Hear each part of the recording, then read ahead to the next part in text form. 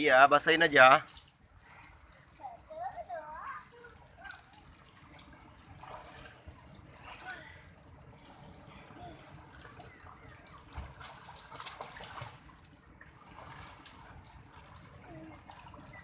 Di situ.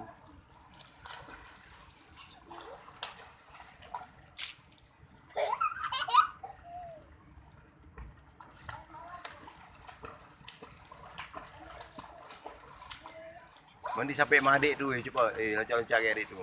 Pergi sana. Mana ada dalam? Coba aja. Wow.